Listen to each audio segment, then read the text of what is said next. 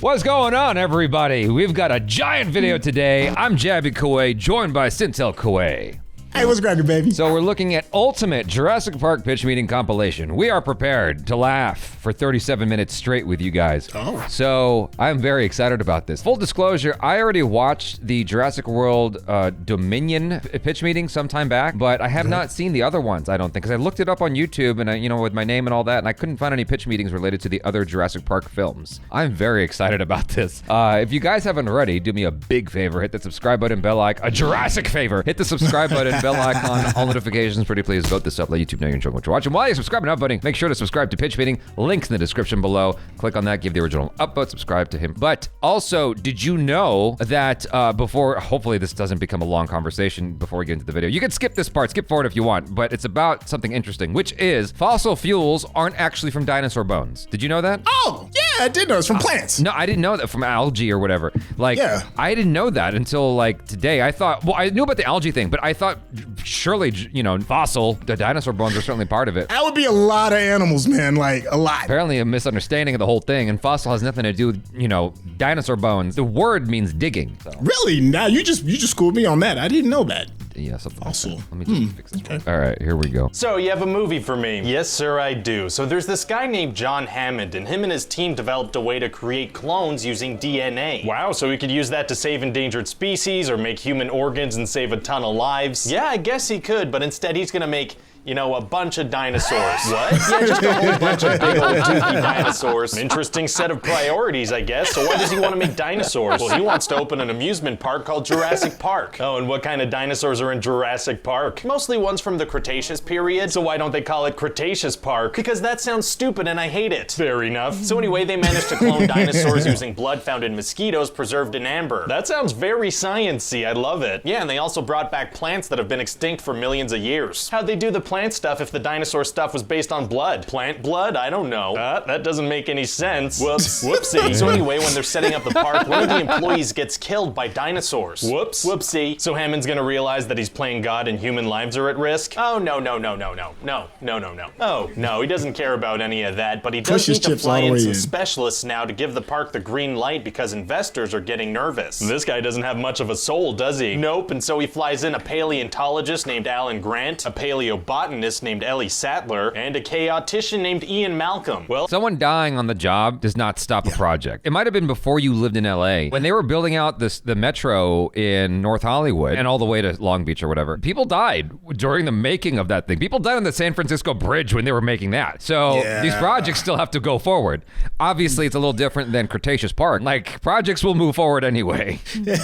Nothing stops progress, man. Exactly. I guess those would be the best people to make sure a dinosaur theme park's safe. He also brings his little grandchildren Lex and Tim along for the ride. He brings children to an untested dinosaur theme park where an employee was just killed. He does. Wow, there's also a lawyer there. Oh, lawyers are the worst. Oh, well, you'll be happy to know that he gets viciously killed by a T-Rex while sitting on a toilet. Maybe a little harsh, maybe. So what else happens in the movie? Well, John Hammond's gonna show them the entertaining little intro to the tour where he interacts with a video of himself. What kind of an idiot makes a video talking to himself and tries to pass that off as entertainment? Well, it's just a fun little thing he wants to do before the tours start. So he's planning on being physically present at the start of every tour at Jurassic Park? Yeah, I guess he is. Pretty big time commitment. Oh yeah, plus he says he wants to be present for the birth of every single dinosaur so they can imprint on him. So his schedule is just gonna be running from tours to dinosaur births to tours to dinosaur births. Seems like that's the life he's setting up for himself, yeah.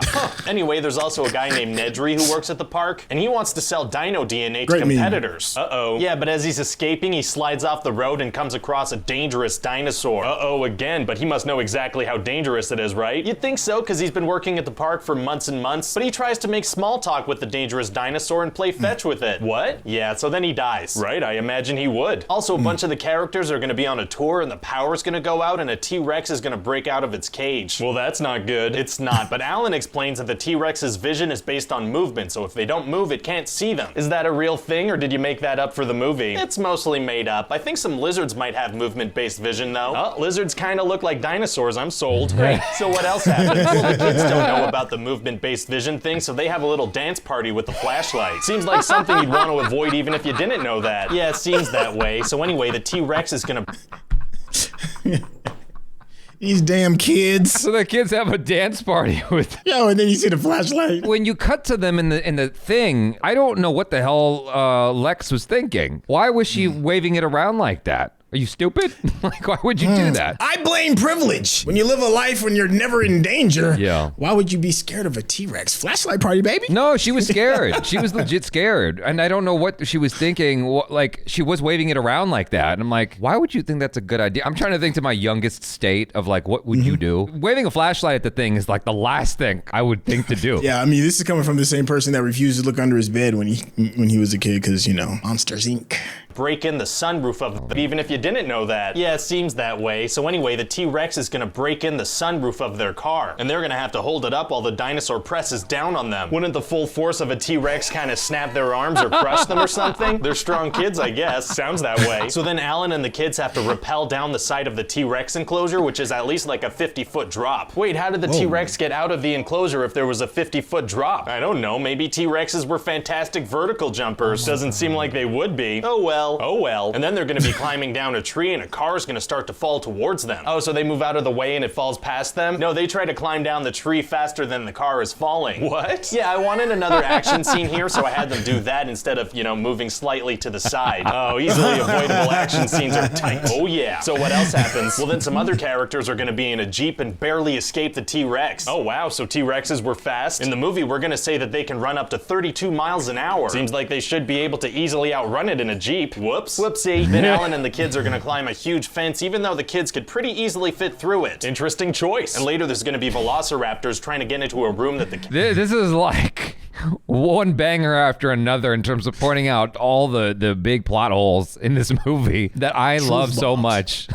Yeah, I always thought that too about the kids. I'm like, can't they just, you know, wiggle through the thing? Well, you know, whatever, we'll just keep it going. It is very strange that the Jeep could not outrun the T-Rex. I think if I tried to justify it, it would have something to do with the terrain and it not being a smooth road, and so maybe it has to go slower. It can't go much faster on that road. I don't know, man. That does just seem very odd. Yeah. So Alan and Ellie are gonna be trying to keep the door shut while desperately reaching for a shotgun. And Lex is on the computer trying to activate the locks. What's Tim doing? Oh, he's tapping on his sister's chair and telling her to go faster. Why doesn't he go hand the shotgun to Alan and Ellie? Because he's busy tapping on his sister's chair and telling her to go faster. Now I guess that is important. And then they're gonna be surrounded by a bunch of raptors. Oh, well that's it, right? Impossible to get out of that situation. Actually, super easy, barely an inconvenience. Oh really? Yeah, the T-Rex is gonna show up out of nowhere and fight the raptors. How did the T-Rex show up unnoticed? Well, it's gonna be like a ninja in this scene. Not in earlier scenes. No, in earlier scenes, its footsteps caused mini earthquakes. Oh, well, that's cool. I guess the T-Rex has kind of a character arc. Yeah, he learned how to be a big old sneaky lizard. A big old sneaky lizard. Oh yeah, so what do you think? Well, it seems like a great movie, but sounds like we can only logically make one of these. Yeah, after how bad the whole Jurassic Park concept goes in this movie, there's not much potential for sequels.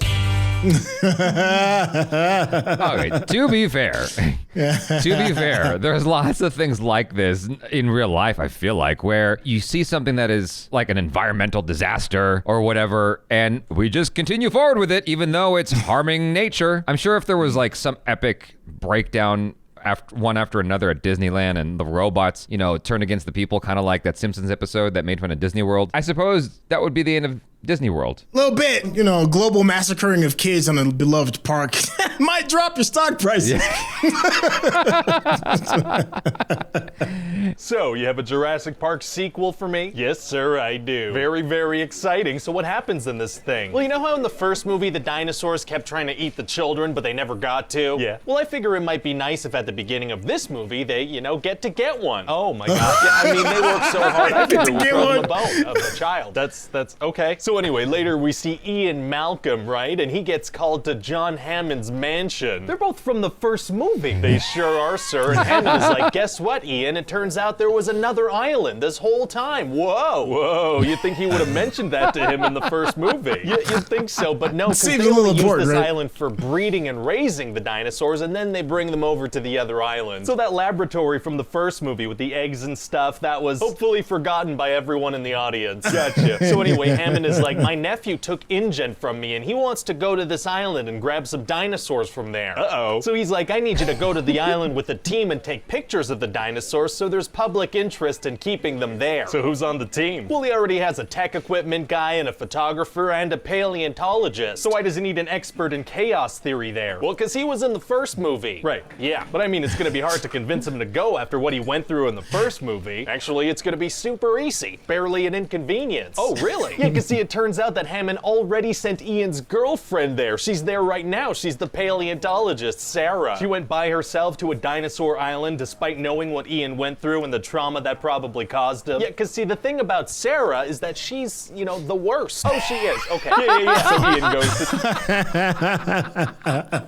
Why would you do that? Ian had been recounting stories to no end, to the point of like, she's probably to the point of like, nah, I think I'm done with dinosaurs. Like, just after hearing how many horror stories you've gone over, you know, he almost lost his ability to walk. You would, through osmosis, absorb some of that trauma. For her to like just go willy-nilly to that island by herself does seem rather stupid. Goes to the island? He sure does, sir. So they get to the island and Sarah decides to pet a baby stegosaurus and piss off its parents. Oh, she is the worst. She sure is, sir. And then it turns out that Ian's daughter is there too. She snuck onto a trailer that was loaded up with all the equipment. Oh, and why'd you put her in the movie? Like, what role is she gonna play story-wise? Well, see, I want Ian Malcolm to have someone to care about on the island, you know, somebody to rescue, kind of his motivation. Wasn't he going there to save his girlfriend? Oh, yeah. Well, whoopsie. Well, so his daughter's gonna be there too. She's gonna be in the movie and present. Well, okay then. Anyway, so Sarah tells everyone that, you know, they can't mess around. If they so much as bend a blade of grass, the whole research is ruined. She literally just pet a dinosaur. The worst. Right, the worst. And then some bad guys from InGen show up and they just capture a whole bunch of dinosaurs. Oh no. Yeah, and this one hunter guy, all he wants to do is kill a big T-Rex, so he takes a baby T-Rex to draw the parents out. So what do the good guys do? Well, they let the dinosaurs out of their cages, and the photographer guy, Nick, he takes the baby T-Rex because he cares about nature and stuff. He what? Yeah, and then he and Sarah try to fix this baby T-Rex's leg inside their trailer because they're like, well, he's gonna die in the wild if we let him go. Oh, very obviously a bad idea, no matter what your values are. Yeah, it turns out it was a bad idea. Yeah, because the parents show up and they bump the trailer off the side of a cliff. Probably shouldn't have set up their trailers near a cliff with massive dinosaurs walking around. Probably not, so then the tech guy gets... Yes. All immensely stupid. Okay, first off, they get a pass because they're white, and white people often are known to do weird things in movies. So they'll make strange decisions, and somehow, you know, at least some of them get out alive. It'll just work itself out. Yeah. But secondly, it made for some epic sequences. I mean, people do dumb things in horror movies all the time anyway, so there's that. But like, you saw just like a glimpse of it where the dinosaurs knocking the trailers over. That was one of the first instances of us seeing things from the perspective of the trailer while the world is flipping around. Ah, okay. Yeah, this was like before Inception when they were flipping the world and all that. Like they were the groundbreakers of this. Yeah. I see where you're going with that. Yeah. Okay. And then all right. After that, it had one of my all-time favorite shots that actually inspired me to want to direct, which is when the bald guy who gets killed, he plays Zeus. Not Zeus. Oh. Odin. He plays Odin in God of War Ragnarok. That guy gets killed here. So he comes in with the rope or whatever from the truck. It's this long shot. And it's one of the first instances I can think of where we saw this in a movie where he like goes into the trailer and you see Ian, his girlfriend, and everybody down below barely hanging on as the thing is dangling over the cliff. It is dope. So no matter how stupid it was that got us to that point, all those shots are awesome. I understand it's dumb, but it was fucking awesome. Totally worth it. All of it was pretty darn cool. All right. Yeah. And then the InGen people show up to help. Oh, so they're all together now? They sure are, sir, and they need to make it to a communication building in another part of the island. And how does that go? Oh, not well. See, characters start doing insanely stupid things that leads to them getting eaten by dinosaurs. How dumb are we talking here? One guy sees a snake in his shirt, so he runs directly into the mouth of a T-Rex. Oh, what? Whoopsie. And also Sarah walks around with a t-shirt covered in the baby T-Rex's blood, even though she knows that T-Rexes have the best sense of smell there is. Well, another guy has to pee, so he wanders off into the forest alone and gets lost. He walks alone into the forest he knows is filled with deadly dinosaurs. Yeah. Oh, risking your life so nobody sees your ding-dong is tight. It sure is, sir. And then at a certain...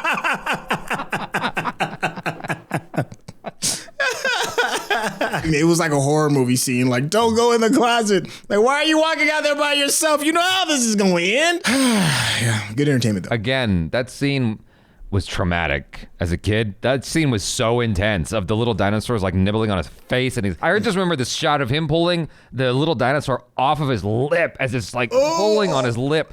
It's like, that's a mean scene, and he deserved every bite. So,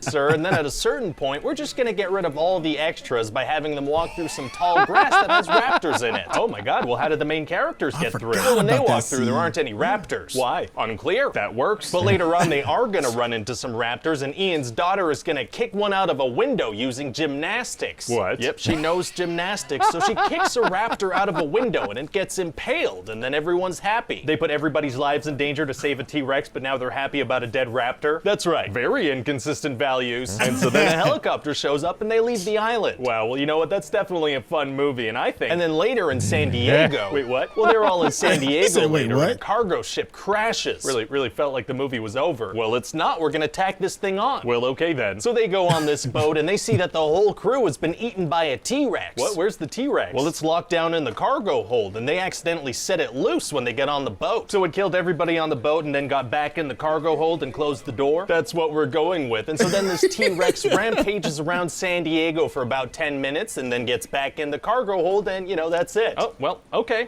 I gotta say, I feel like this whole San Diego thing is kind of unnecessary. Yeah, so is it done now? Do you have any other short films you want to tack on to the end of this thing? That's it, it's all done. So what do you think? Well, I think it's a ton of fun. I'm just kind of wondering, like, what's Ian's story, you know? Like, what's his arc? Oh, well, at the beginning of the movie, he kind of tells people, I told you so, but at the end of the movie, he tells a lot of people, I told you so. Oh, that is growth. Yeah, and pretty much the whole time, every single one of his lines is going to be designed to sound good in a movie trailer. Oh, okay. Is something funny? I was just thinking it'd be funny if in a future movie, we just have him do like one scene, you know, just so we could put it in the trailer. Oh my God, that'd be hilarious. Yeah. For all the heat that Kathleen Kennedy gets for Star Wars, she was adamantly opposed to that short film that is tacked onto the end of Jurassic Park 2. Like the whole San Diego thing, she argued with Spielberg. She argued with him like, yo, like this is a bad idea. And Spielberg conceded, and then he's like, you know what? No, we're gonna do it. They had this whole other thing to end the movie. I don't know if you know about this, but there was like this helicopter sequence with the pterodactyls and all that stuff, and then they managed to get away unscathed. That was supposed to be the ending. And instead, they went to San Diego because Spielberg thought that's what the audience wanted. See, that's when there's too many yes men in the room. Jurassic Park movie for me? Yes, sir, I do. So my assistant told me you want to call it Jurassic Park I. Is that a Spanish thing or what? No, that's 3. That's Roman numerals. Oh, okay, yeah, so it's an Italian thing. No, it's just Jurassic Park 3. Okay, I'm already confused, but let's hear what it's about. Right, so at the beginning of the movie, this kid Eric... Oh, what? That's hilarious. Okay, I'm already confused, but let's hear what it's about. Right, so at the beginning of the movie, this kid Eric and this guy Ben, they're parasailing next to Isla Sorna, right? That island has dinosaurs on it. It sure does, sir, but as they're up in the air, they look down and they see that the boat crew's been eaten. Oh, what ate the boat crew? Unclear, off-screen ocean dinosaurs. So certain dinosaurs have left the island? That has insane implications. Yet definitely don't think about those too much, though, so they have to detach themselves, right, and fly off to the island. That island has dinosaurs on it. It does, yeah. And so then we're gonna catch up with Alan Grant. Remember him from the first movie? I do remember. Yeah, he's from the first movie. Yeah, and so he gets approached by this couple, right? Oh, couple of dinosaurs? No, humans, Amanda and Paul. Oh. And so they say that they want him to give them a fly-by tour of the island, and because they offer him a bunch of money to fund his research, he accepts. Yeah, just like his motivation in the first movie. Pretty much exactly, yeah. So Alan and his associate Billy, they end up on this plane with this couple and a couple of mercenary-looking types. Okay. And so Alan decides to have a little nappy nap, but when he wakes up, there's a raptor looking at him, and it goes, Alan. What? It looks at him and says Alan, but it turns out it's a dream, so he's fine. What the hell is going on? It's a dream raptor? It's a dream. A dream.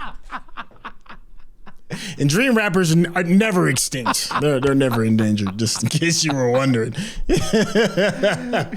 He goes, oh, what the hell is going on? When that happened in the movie, and he goes, Alan, and the dinosaurs talk, I'm like 18 or 19 years old when this movie came out. I'm just like, what the f***?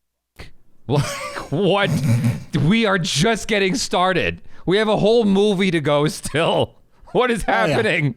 Oh, the shenanigans are just going to begin, just getting started. Yeah. Raptor, because I think everybody could agree that the first two movies were pretty fun, but what was missing was, dinosaurs speaking to people in dream sequences. Yeah, I guess that could have made them a lot better. Anyway, so then it turns out that this couple, they're not even together anymore. They're divorced, and they're the parents of Eric, and he's been on this island for 8 weeks. Oh, very sneaky parents. Yeah, and this guy doesn't even have any money to offer. He runs like a paint and tile store. So Dr. Grant didn't look this guy up at all before accepting the job? I guess not, no. And how was he able to hire mercenaries and a pilot? Oh, off screen, don't worry about it. Right, so nobody verified that the check would clear or took a down payment for a massive transaction like that? That's what we're going with, so the movie can happen. Okay, gotcha. So anyway, they get onto this island, and Amanda, she's just screaming her son's name into a megaphone. What? That doesn't seem safe at all. It's not, so obviously her screaming attracts a big old dinosaur, and they have to rush back onto the plane. Oh yeah, I bet they do. But as they're reaching the end of the runway, one of the mercenaries, Cooper, pops out, and he's like, please stop the plane. Well, how'd he get to the end of the runway before the plane did? Unclear, but then a Spinosaurus jumps out and eats him, and the plane crashes into the jungle. Oh no. Yeah, it's pretty rough. So then the Spinosaurus eats another one of the guys. So Amanda and Paul have immediately gotten 2 people killed just by being loud liars. That's right, yeah. So they're like the human antagonists in this thing, if I understand correctly. No, sir, there are no human antagonists in this one. These are the people we're supposed to be rooting for. Yikes, okay, they seem very unlikable. And then the Spinosaurus is gonna easily kill a T-Rex so we can establish how powerful this new dinosaur is. Wow.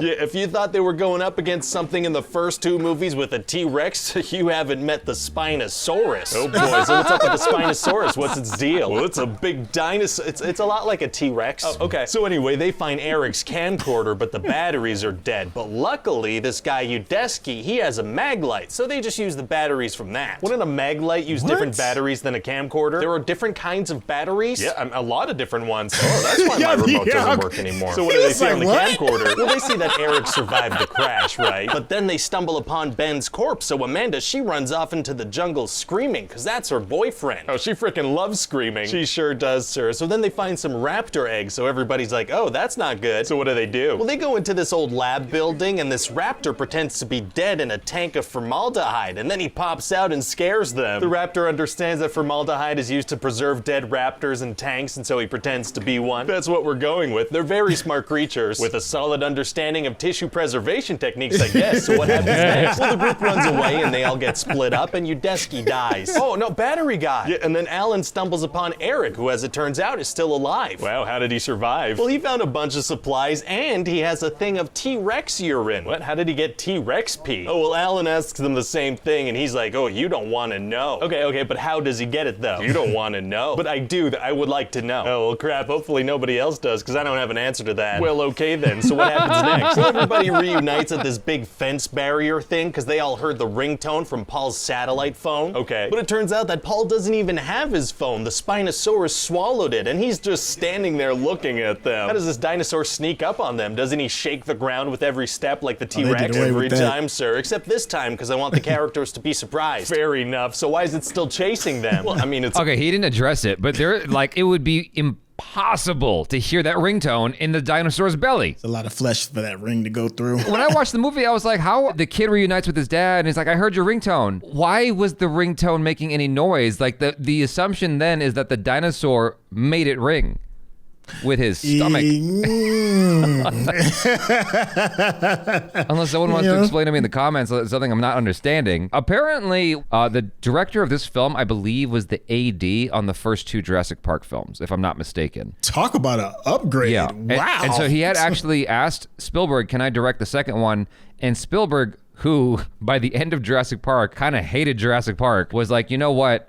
I feel like I should direct the second one, but if we do a third, you can direct the third one. And he, stayed true to his word. That's a pretty big jump. That's some buddy. Good job, my guy. He didn't have an easy task in front of him, though, because this movie was being written on the fly. It was a shit show. It was a real shit show. Like the actors were making up their own dialogue at one point. The predator, sir, it wants to eat. Right, but it just killed a massive T-Rex, right? That's food. Yeah, well, he's not in the mood for T-Rex meat. I don't know what to tell you. A very picky eater. So they run away, but this thing, it smashes right through the barrier. Oh boy. So they run inside a little building and lock the door, so, you know, they're safe now. Yeah, the Spinosaurus break that too? Well, no, they locked the door. Right, but the thing just smashed through a giant metal barrier. Well, the door is locked. I mean, the barrier was locked too, right? Listen, sir, I'm gonna need you to get all the way off my back about how locks work, okay? Oh, okay, let me get off of that thing. So they all keep making their way to the coast, but they come across some pteranodons, these big flying murder birds. Oh no. Yeah, and so they struggle for quite a bit, and everybody manages to escape, except Billy. Frickin' murder birds, that's terrible. It is, sir. And so eventually they find the satellite phone in a big old pile of poop, and Alan uses it to call Ellie Sattler, remember? She's from the first movie. She sure is, sir, but the Spinosaurus comes back, and he's still hungry. So what do? Well, they manage to start a fire with a flare gun, and the Spinosaurus, he's like, oh, okay, whoa, never mind, okay. Oh, that's it, no more dinosaurs. Yeah, he takes off, he's all done, but then some raptors show up. Oh, they do? Yeah, because see, Billy stole some of their eggs earlier in the movie, so they would like to have those back, and also maybe do some murdering. Oh man, it's gonna be tough to get away from raptors. Actually, it's gonna be super easy, barely an inconvenience. Oh, really? Yeah, see, Billy made a 3D printed raptor resonating chamber, which as it turns out, you could play like a little flute. Very adorable. Yeah, and so Alan blows into this thing, and the raptors are like, oh, we didn't realize you were also raptors. We'll head out now. So they're not smart anymore. They're not, no, because the movie's almost done. Well, okay then. So then the main characters get to the beach, and there's a guy in a suit standing there. What? And then the Navy and the Marines show up. Why'd they start by sending a guy in a suit by himself? Unclear. That works. So they all get on a helicopter, and then they look out the window, and they see some pteranodons flying away from the island. Oh no, the murder birds are free? That's horrible. No, we're gonna play it as a nice moment, and then that's it, we're done. Oh, it's done. Yeah, the movie's over, we're done. Just like that. It's over, it's just abrupt, straight ending, get out of here, go home, everybody. Oh, abrupt endings are tough.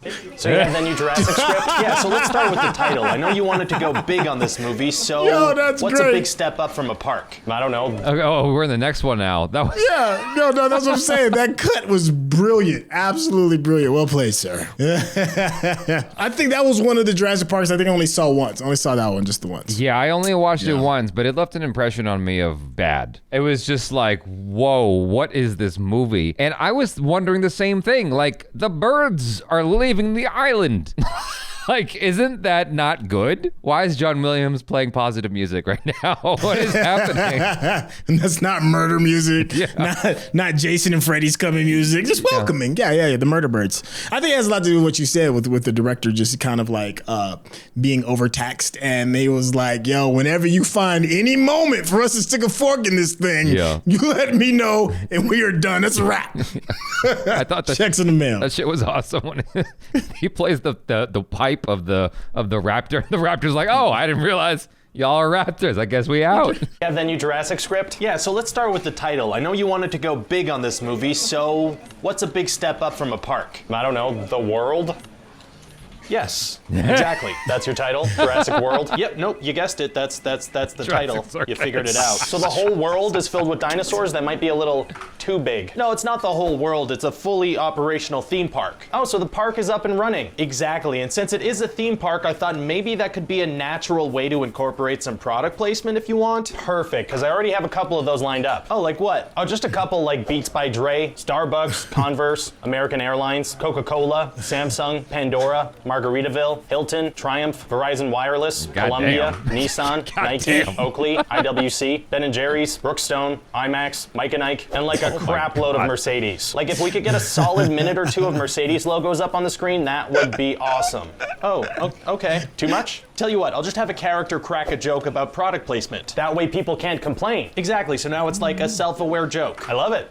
So what's the story about? Well, the park's been open a while, so... Can you tell that this is on the older side of... Yeah, this is like when he first got started. Yeah. It's the order in which he did these is interesting. Because like he did Jurassic Park, then he did Jurassic World, and then he went back and did Part 2. But the Mercedes has been there since Jurassic Park The Lost World. Remember I was talking earlier about the scene where the guy who plays Odin, he drives a Mercedes, if I recall correctly. People are bored of dinosaurs. Yeah, that's the angle we're going with. So one of the main characters, Money Lady... Wait, Money Lady? Oh yeah, a lot of these characters just have like one defining characteristic, so I didn't really bother with names. They should have names. Okay, Claire? That works. So Claire and her team develop a genetically modified dinosaur to attract new people. Genetically modified? Oh yeah, this thing is nuts. It has T-Rex genes. Wow. And raptor genes. Scary. And snake genes. And tree frog genes. What? And cuttlefish genes. Okay, this sounds like too many genes. No, see, having a lot of genes meant I could make the dinosaur do whatever I needed it to do for the plot. Oh, smart. What can it do? Well, it's able to set up distractions. It can control its body temperature to hide from thermal detection, which it knows about and understands. It can also detect thermal radiation, which it uses to hunt. It can also camouflage itself, and also it kills for sport, and it knows that there's a tracker inside of it, and it's able to remove it. Wait, how does it know what a tracker is? I don't know, maybe it has genes from like a tactical systems specialist from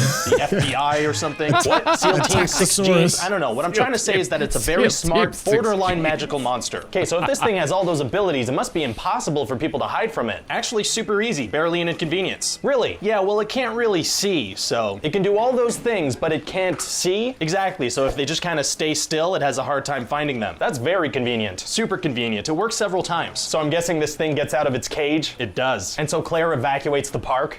Kind of, eventually. Eventually? Not right away? No, because evacuating the park would be bad for business. Oh, so she's the villain. She's like the bad guy of the movie. Nope, she's one of the two leads. And people are supposed to empathize with her? I was thinking maybe you could cast someone really pretty so people won't notice she's a terrible person. Oh, yeah, true. I could totally do that. Awesome. So how close do people get to danger before she realizes she has to do something? Oh, a lot of people die. They do? Oh, well, the dinosaur kills a couple of people when it escapes right off the bat. And she doesn't evacuate the park. No, she sends more people after it. And they report back to her how dangerous it is, and she calls for the evacuation. No, they all die too. And then she calls for the evacuation. No, because money and business, remember? Right. Wow. She really likes business. Yes, very much, but animal-loving Navy guy gets mad at her. Animal-loving Navy guy. Oh, let's call him Owen. Cool. Yeah, he's a badass that lives on the island, and his whole thing is that dinosaurs are animals. Oh, he cares about them a lot. He gets super sad when they die. He raises raptors himself. He feeds them. He just treats them like animals, and he really, really loves animals. What does he feed the raptors? Oh, animals. Pigs, rats, goats, that kind of stuff. Gotcha. Anyway, so he tells Claire that they have to evacuate because a bunch of people have died, and she's like, leave, get out. Because business. I was like, where's he going with this animal thing? That was a really good 1-2 punch. Rats for everybody. Oh my gosh, yeah. He loves animals so much. Business, exactly. But then Claire suddenly remembers that her two nephews are on the island, and she loves them a lot. She spends no time with them and doesn't know how old they are. Oh, and the last time she even referenced them in the movie, she was getting guilted into hanging out with them by their mother. It almost sounds like she just doesn't want to get in trouble if they die. Kinda seems like that, yeah, so she tracks down Owen to help her. She kicks him out for trying to save all the guests, and then she's like, come help me save 2 guests. Exactly, then a bunch of pterodactyls get out and start killing people. Please tell me they call for an evacuation now. Yeah, they start, but it's like way too late at this point. Too late, so people die. A lot of people die, yeah, the park is packed. But I thought the whole thing was that business wasn't going so hot, like that's why they made the dinosaur. Yeah, but I think the image of dinosaurs going on a murder spree in a crowd of 20,000 people is pretty cool. That does sound cool. I did think that was kind of cool, though. This British lady named Zara gets tossed around by pterodactyls like she was a rag doll and shoved into the water and then eaten by a giant dinosaur shark, and it's super scary and she dies. Jesus, what does she do to deserve that? Nothing, I guess. Wasn't your ex-girlfriend a British woman named Zara? I mean, I don't see what that has to do with anything. Okay, anyway, so then Claire and Owen kiss in the middle of this big attack. What? Why? Oh, well, they're both attractive, so they're in love now, right? Makes sense. So what happens next? Well, there was this dude the whole movie that wanted to use dinosaurs in the military. What? I don't know. That's a little far-fetched, isn't it? I know, but I had a dream where a guy was on a motorcycle next to some raptors. Ooh. Right? And this is the only story thread I could think of to get us there. Fair enough. Okay, go on. So because everything's going crazy, this guy takes control and he's like, let's weaponize the raptors. I know. So then they do that, but it doesn't work because they imprint on the dinosaur, and then there's a big fight between raptors and the new dinosaur and the old T-Rex from the first movie, and then the bad dinosaur gets eaten by the same shark thing as my ex-girlfriend. But what about the dinosaurs left standing? They kind of give each other knowing nods and go their separate ways. They don't try to kill each other? No, they have an understanding now. Maybe dinosaurs did that. I don't know. I did no research. Wow. So what do you think? It's something. You don't like it? I think there's a lot of wacky stuff in there, right? And characters that people won't really connect with. Okay. But it does have 2 very important things. What's that? Hot people and dinosaur attacks. Do you think that'll be enough to get people to buy tickets? Well, we'll just have to try and see. Wow. Did I read that correctly? Hold up. Opening for opening, you didn't break the record for highest grossing. Oh, gotcha. But for opening weekend, that's nuts. I mean, all you need is some attractive people kissing and violence. I will say that that was one of the big selling points because I didn't see it opening weekend. I do remember that, but I do remember saying people talking about like when they get loose in the park and there's like regular Joes just walking around, and that part delivered. That part was awesome. Yeah, and I barely remember kind of the rest. I just remember thinking the movie was dumb. Irfan Khan, God rest his soul, may he rest in peace. He had this really bad sequence in the movie where, because he's like the park owner or something, and this didn't even bother to address that. And he has this brilliant idea to fly a helicopter or something. I don't remember what his fate is. I just remember it was dumb. Like the whole movie was dumb. That was my whole problem with the whole Jurassic World part of the franchise, was that this kind of set the tone. I was like, that is whimsical and fun and magical as like the very first Jurassic Park. It's like part one. There's something magical about that very first one. Yeah. This one was just straight up just it felt very Hollywood. So you have a Jurassic World sequel script for me? Yes, sir, I do. So in this movie, we're gonna reveal that the island that Jurassic World was built on is an active volcano that's about to erupt. That's hilarious. What do you mean? Oh, you're being serious. Okay, my bad. Keep going. Yeah, so the volcano is gonna kill all the dinosaurs, so Congress is trying to decide if they should go save them or not. Okay. And Ian Malcolm is gonna give a speech to them? Oh, Ian Malcolm. I can't wait to see him go up against dinosaurs again. Yeah, people would love to see that, wouldn't they? Yeah, he's the best. Oh yeah. So anyway, he's only gonna be in the Congress scenes. Oh, he is. Yeah, and he's gonna be like, well, humans shouldn't have brought dinosaurs back in the first place, so the volcano was nature's way of fixing it. That makes a lot of sense because a bunch of people have died. Right, and then Congress is like, yeah, let's not go save the dinosaurs. It's actually refreshing to have characters thinking rationally instead of just making stupid decisions, and so then the protagonists are gonna go save the dinosaurs themselves. Oh, they are? Okay, never mind. Yeah, so remember in the first movie there was that character Money Lady? Oh yeah, what was her name again? Literally no one remembers or cares. Well, okay then. So yeah, now she's like an activist for the protection of dinosaur lives. So even though she was one of the characters profiting off of dinosaurs in the first movie and she saw them kill a bunch of people, she wants to save them now? Exactly. So in this movie, she's just a completely different character. Yeah, just a whole new character. She will be played by the same actress though. That's kind of unorthodox, but if you need it for the story, I need it for the story. Well, okay then. So anyway, dinosaur-loving lady's recruited by this guy Eli Mills, and he works for a dude who co-founded Jurassic Park with John Hammond. And what's Eli's deal? He's very obviously evil. Gotcha. So anyway, he needs the lady's handprint for something on the island or something, so he tells her they're gonna go save the dinosaurs. What does he actually want to do though? He wants to kidnap a bunch of dinosaurs and sell them off at an auction. That's hilarious. What does he actually want to do though? He wants to do the auction thing. Oh, okay. I guess because the stuff you're saying is so ridiculous, I'm like, either this guy's joking or the script is really dumb. Well, I'm not joking. Gotcha. So anyway, the bad guy also wants to get his hands on Blue the Velociraptor. So dinosaur-loving lady has to go recruit animal-loving Navy guy from the first movie. What was his name again? I don't know. We'll IMDb it. And so animal-loving Navy guy is gonna be like, well, I'm not going because dinosaurs kill people and we probably shouldn't save them. Right? That makes a lot of sense. But then he's gonna change his mind almost immediately. Huh. So they're gonna go with a bunch of mercenaries and a couple of millennials to save the dinosaurs, but it's actually a double cross. Right? And then the volcano's gonna erupt and everyone's gonna run around like crazy. Very exciting. An animal-loving Navy guy is gonna have to run from a cloud of volcanic ash and whatnot. Oh wow, so we're killing off animal-loving Navy guy? No, he's gonna outrun it. Well, what you're talking about is a pyroclastic flow and it could go up to 700 kilometers an hour. Oh, so he can't actually outrun it? No, not really. Did you do any research before writing this? Well, I was going to, but then I didn't at all. Right? That makes sense. Okay, so maybe he won't outrun the cloud completely, but he'll come close. Well, I mean, if it catches up to him, that stuff goes up to 1,800 degrees Fahrenheit, so the skin would melt off his bones. Well, I'll have him dive into the ocean. Right, but if lava streams into the ocean, it makes the water boil and he would die that way, like a lobster. He used to be in the Navy, though. Oh, that's right, he used to be in the Navy. Okay, none of that stuff applies to him. Yeah. Right, so what happens next?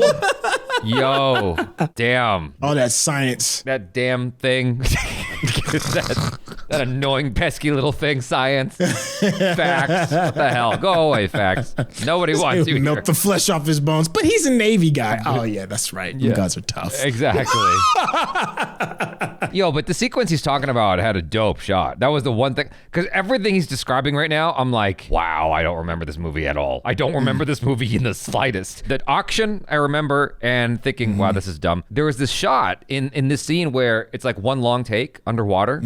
And I just thought it was super neat. I don't know how they did it. Like, if there's any reason to watch this movie, it's that one shot, you know? It's like a oneer, and it's a beautiful oneer. But outside of that, like, the movie's awful. The characters are gonna be left for dead, and the bad guys are gonna load up the dinosaurs on a boat and take off. Wow. And so the protagonists are gonna do a crazy stunt jump with the Jeep and get on the boat just before it leaves. No one's gonna notice a flying Jeep landing on the boat at the last second. They will not. Well, okay then. And one of the millennial characters is being forced to do surgery on Blue because Blue got shot. Wow, I imagine it's gonna have to be a quick surgery. How come? Well, I assume they're taking the dinosaurs to Isla Sorna. I don't know what that is. It's the island from the Lost World in Jurassic Park 3. It's like right next to Isla Nublar and it's completely abandoned. Okay, well they need to take the dinosaurs to California so they could auction them off, so why can't they have an auction at Isla Sorna? Well, because we have some evil cartoon characters flying into California for the auction, so the dinosaurs have to be there. Can't these people fly to the other island? Okay, full disclosure, I just want there to be dinosaurs in the US for the next movie. Oh, it's a sequel thing. Okay, I'm cool with disregarding logic if it's for a sequel. Oh, great. So what else happens? Well, the millennial girl is doing surgery on Blue, but she needs T-Rex blood to do a transfusion. So she asks the mercenary guys to get some? No, she tells animal-loving Navy guy and dinosaur-loving lady to get it. Why wouldn't she ask the captors to get it? Because I want the main characters to have to do it. Fair enough. So anyway, later animal-loving Navy guy and dinosaur-loving lady are gonna get locked in a cell. Oh, is it gonna be hard for them to get out of there? Actually, super easy, barely an inconvenience. Oh, really? Yeah, as it turns out, nobody's guarding them, and in the cell next to them, there's a dinosaur that can break through walls. That is convenient, right? So what else happens? Well, we're also gonna do this thing in the movie where the characters are in a room and they either have to close a door or open a door really fast. So yeah, that like 15 times, but in slightly different ways. Very. I wish he was showing these clips because I have no idea what these scenes are.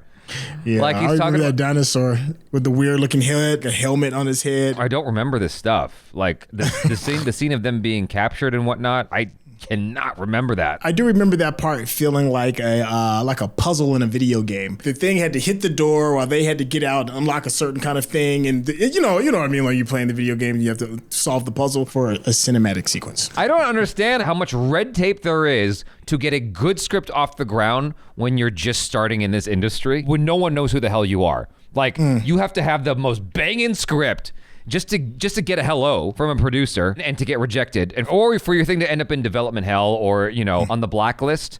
You know what the blacklist is? The blacklist is like a series of scripts that are like astounding scripts that have not been made. That's what the blacklist is. It's like a weird name for something that's cool. Really fast. So yeah, that like 15 times, but in slightly different ways. Very exciting. Also, we're gonna introduce a genetically modified dinosaur. Didn't we do that in the last movie? Yeah, but this one is a hybrid of the Indominus Rex and a Velociraptor. Wasn't the Indominus already a hybrid? It was. Oh, hybrids are tight. Yeah, and Eli Mills wants to sell this one as a weapon. How would that work? Well, if you point this gun-looking thing at a person, it'll send like a sonar wave and the Indoraptor will go kill that person. If you're planning on killing somebody and you're gonna go through the trouble of pointing a gun at them, why not just shoot them? I don't know. Fair enough. So anyway, the Indoraptor's gonna get out of its cage and try to kill everyone. But He said, fair enough.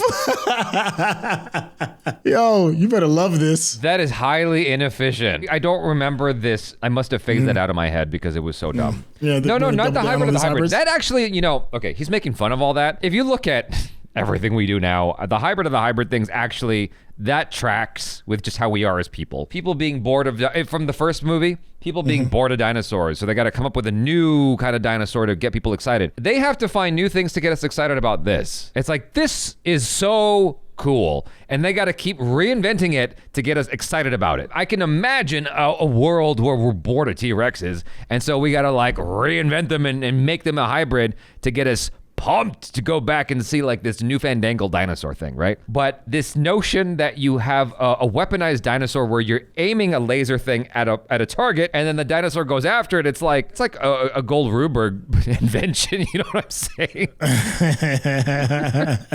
You knock down all this other shit in order for it to get to that point. Yeah. Okay, I'm with you. You know who Gold Ruberg is? It's the guy it's the devices. Each contraption knocks down another thing, and another thing. Yeah. There are so many steps for like a very generic task. Cage and try to kill everyone. Uh-oh. But then Blue is gonna save the day. So are dinosaurs supposed to be like scary monsters in this movie or good guys? They're both whenever I want them to be. Sounds like you're trying to have your cake and eat it too. Yeah, I love cake. Right, cake is great, but that's not what that... So anyway, then they're gonna be in a situation where there's some gas being released that's gonna kill the dinosaurs. Okay. And dinosaur-loving lady presses a bunch of buttons to let them out of their cages. Oh boy. And then she has to decide whether or not to press the last button that'll open up the door and set them free. Why didn't she press that button first and let the gas out? I don't know. Fair enough. Anyway, then she's gonna decide not to do it. Probably a good idea, but then a little clone girl's gonna do it anyway. What? Oh yeah, there's like a little girl who's like a clone of a dead lady, and she's like, dinosaurs are alive like me, so she sets them free to kill people. That doesn't make any sense. Yeah, well this way dinosaurs will be out roaming the world in Jurassic World 3. Oh, it's a sequel thing. Okay, that's cool. Yeah, so at the end we're gonna imply that dinosaurs are gonna take over the world. Wow, how many dinosaurs are there? I don't know, maybe 40 of them from 11 different species? And we've established that they can be taken down by bullets? That's right. Doesn't seem like that much of a global threat, to be honest. Well, we're gonna play it off as a global threat. Well, okay then. So what do you think? Well, to be honest, it all sounds kind of ridiculous and far-fetched. Okay. But I feel like if we show the entire story in the trailers, people will be like, there's no way that's the actual story, right? Oh, so then they'll go see it to find out? Exactly. Would that work? Only one way to find out.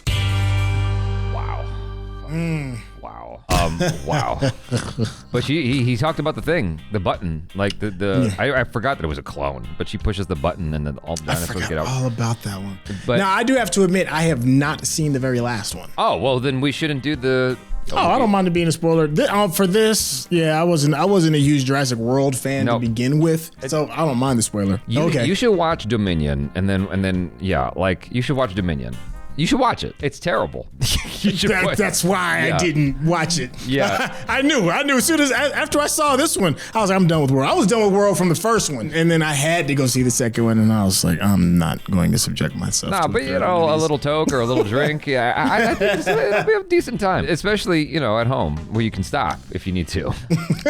If you haven't seen it, we should have you do a reaction to it. Well, let's have you do a reaction to it on the channel. And I'll see if anyone else hasn't seen it yet, because I feel like that could actually be a lot of fun. And it's gonna be a messy, awful time.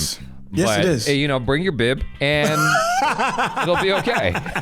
All right, I'm down for it. Yeah. Why not? That sounds like it's gonna be a fun challenge. You know what though? You know what makes me sad off of what he just said at the end? There is an opportunity here for a different kind of Jurassic Park movie where you kind of go back to the roots a little bit. We missed out on it. We all saw what happened with one bear that got a lot of cocaine. Like there's ways to make a story they had for the ingredients there. The easiest example I can draw upon is Cloverfield Lane. 10 Cloverfield Lane. Did you see that? Yeah. Yeah, it's like an offbeat, stuck in a house. Yeah, wasn't it interesting that was the sequel? Yeah. Like that, I found that fascinating because normally you go bigger, and this went way smaller, and I was like, wow, that's actually a really interesting direction to go for a follow-up film. And I feel like for a third Jurassic World movie, having these 40 dinosaurs out there in the wild that like you're having a hard time catching or whatever, assuming that the trackers are busted or something, that would have actually been really cool. I don't know, man. I feel like that could have been a cool follow-up film instead of just getting louder. Turning it into like a Jurassic version of Pokemon.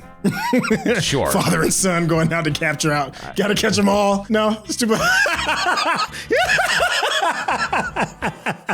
I feel like that could be a cool horror movie. You don't know where they're at, but they're out in the wild, and they're eating people and shit. And we have the resources, but the thing about it is, a bear goes out in the wild, it starts eating dogs and people and shit, and then goes back into hiding. And sometimes you don't catch it. Why can't we do that with dinosaurs? And you got all these like DNA infused dinosaurs that can like hide and stuff. I feel like there's a movie there that they missed out on. I can see that. I probably would have looked at you funny until you referenced Cocaine Bear, which is just tons of popcorn fun. It's an absolutely ridiculous and stupid movie. Let me be clear, but it's fun. I haven't seen it yet, but yeah. Yeah, it's horrible, but it's fun. I think it could have been that too, a little kind of tongue-in-cheeky a little bit, and have everybody going out being harassed by these different prehistoric villains. And then someone has a dream where the fucking raptor goes, Alan. Who thought that? Who was like, no, listen to me. Like, he's like tripping a little bit, and then the dinosaur kind of wakes him up. Yeah. No. There's too many yes people in the room. Hear me out. I know this is going to sound stupid, but hear me out. It'll be really fun. You ever see the animal? It's a video compilation of animals talking. It's like just all dubbed with English people. Yeah. Okay. There's the little what was it? It was a beaver or something going, Alan, Steve. You never saw that? Oh my God, dude, that was one of the best videos on the internet. I'll have you react to that later. You guys, thanks so much for hanging. Hopefully you enjoyed this. I'm Jabby Koi. This is. Hey, it's your boy SYNTELL. Peace out.